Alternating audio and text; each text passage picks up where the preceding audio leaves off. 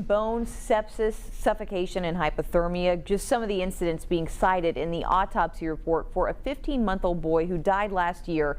We're also learning some new details tonight on that case as a woman accused of murder appears in court. Gabrielle Hernandez joining us now to break down what we know in this case of Matthew Whitten.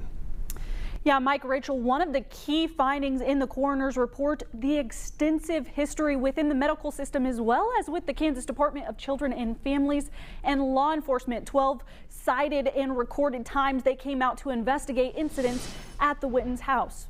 Your bond is set at $500,000. Shanna K. Whitten charged with 15-month-old Matthew Whitten's murder on Monday after a lengthy investigation by the Sedgwick County Sheriff's Office, making her first court appearance Tuesday afternoon. In this case, you've been charged with 1 count of murder in the first degree. In August of 2025, the call originated as an infant choking on a meatball, but the autopsy completed by the Sedgwick County Regional Forensic Science Center revealing no food or obstruction found. Matthew's death ruled as a serious brain dysfunction caused by lack of oxygen and ruled a homicide. The coroner believed this was a murder. That she intentionally choked him.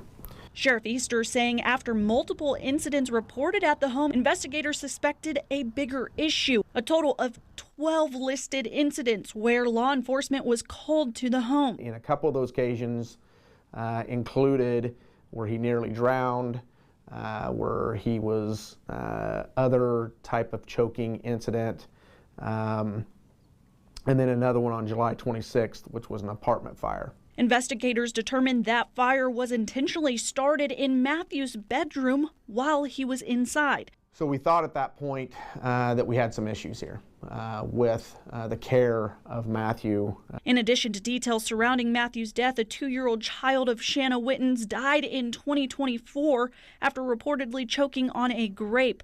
Initially determined to be an accident, the sheriff's office reopened the investigation. In Matthew's report, a note that Shanna Whitten had a history of reported events that caused Matthew to stop breathing and a sibling death under, quote, similar unclear circumstances.